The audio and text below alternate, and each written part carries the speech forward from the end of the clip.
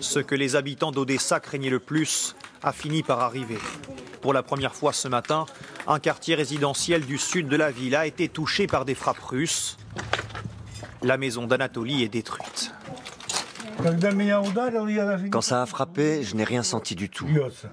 Mais quand j'ai vu tout le sang par terre, je suis parti me cacher derrière le réfrigérateur. Aucune victime selon la mairie, mais l'homme de 80 ans a frôlé la mort. Je n'ai même pas eu le temps d'avoir peur. Tout s'est passé si vite. Les explosions ne s'arrêtaient jamais.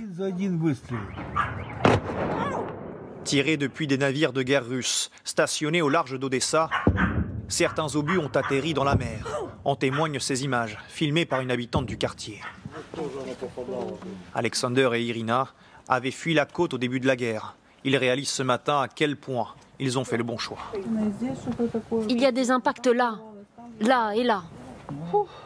Alors vous le voyez, dans ce quartier du sud d'Odessa, les premières maisons se trouvent directement sur la plage. Alors une partie des habitants a choisi de partir, se réfugier dans le centre-ville. Ils craignent plus que tout une invasion russe par la mer. La Russie possède 4 croiseurs lance-missiles comme celui-ci. Aujourd'hui, 3 sont en mer Noire, ainsi que plusieurs navires de débarquement qu'on peut parfois voir au large. Selon certains experts, jamais les Russes n'avaient concentré autant de navires de guerre à un même endroit.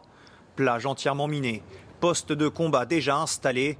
L'armée ukrainienne ne nous laissera pas filmer davantage pour ne pas dévoiler leur position.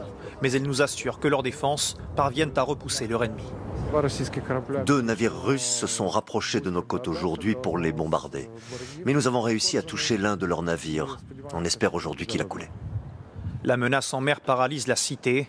Les navires russes empêchent les accès au port d'Odessa, cœur économique de la ville et de l'Ukraine, fragilisant chaque jour un peu plus le pays. La capitale ukrainienne Kiev est à nouveau placée sous couvre-feu. Ce soir, il est imposé jusqu'à mercredi matin. La nuit dernière, le bombardement par l'armée russe d'un centre commercial près de Kiev a fait au moins 8 morts. De nombreuses autres cibles civiles ont été touchées. Regardez ce reportage de François-Xavier Ménage, Frédéric Petit et Stéphane Iorgulescu. L'explosion est massive, entendue dans toute la capitale. L'armée russe, qui fournit ces vidéos, évoque une cache d'armes dans le centre commercial pour justifier sa frappe. Faux, répondent les Ukrainiens, qui déploient immédiatement des dizaines de secouristes. Cet homme sort miraculeusement des décombres. Autour du complexe, 6 immeubles et 2 écoles endommagées. Hier, un autre bombardement alors que nous tournions dans l'ouest de la ville. Une semaine que ce quartier est ciblé par les Russes. Un missile a frappé la façade. Dans l'immeuble résident principalement des personnes âgées. Cette femme est la première à être secourue.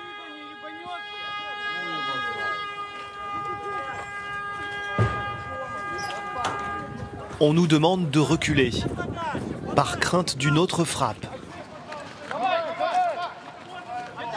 Ce qui n'empêche pas certains jeunes d'aller eux-mêmes aider les plus âgés coincés aux étages. Des dizaines sont secourus, qui tous refusent d'abandonner leur appartement depuis le début de la guerre. Mon fils m'avait bien dit de partir avec lui il y a quelques jours. J'ai refusé, je ne suis pas partie. Au total, on compte 5 blessés, dont 2 graves. Le quartier a beau être bombardé depuis maintenant plus d'une semaine, vous allez voir que pour beaucoup de personnes âgées, il est hors de question de partir. 200 mètres plus loin, devant un autre bâtiment frappé il y a quelques jours, nous rencontrons Mikolaï, 75 ans. Il vivait depuis 44 ans dans cet immeuble. Je vais jeter des cocktails Molotov sur les tanks russes. Oui, des cocktails Molotov. Et ils vont brûler. Tout va partir en fumée. On va défendre l'Ukraine.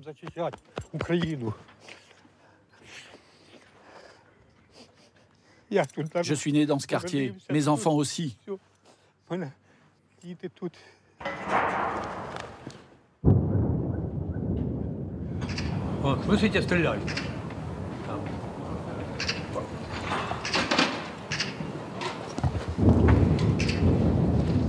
Mikolaï préfère partir.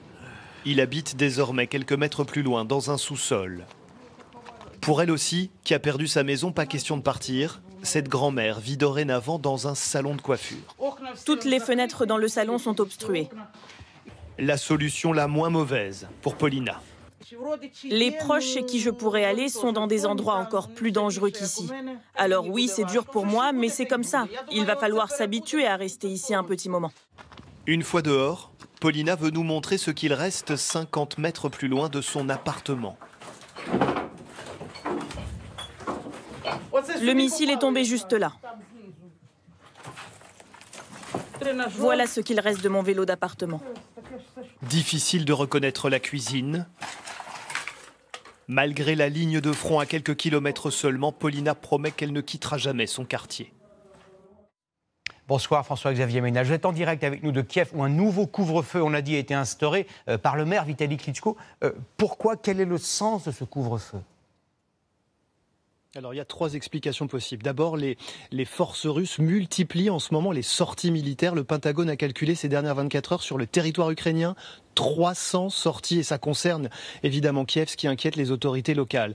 Deuxième explication, ces fameux infiltrés pro-russes, ces saboteurs dont on parle beaucoup ces dernières semaines, eh bien il y en aurait encore dans la capitale et donc un couvre-feu permettrait de les traquer. C'est ce que disent là encore les autorités de Kiev. Et puis par ailleurs, ces bombardements qui se multiplient, qui se rapprochent du centre-ville. Un exemple, tout à l'heure, le centre commercial dont on vous parle, eh bien on a rencontré une employée qui au pied de ce centre dévasté nous disait « Si je pars, qui va pouvoir assurer la défense de ma ville, il est hors de question de plier bagages ».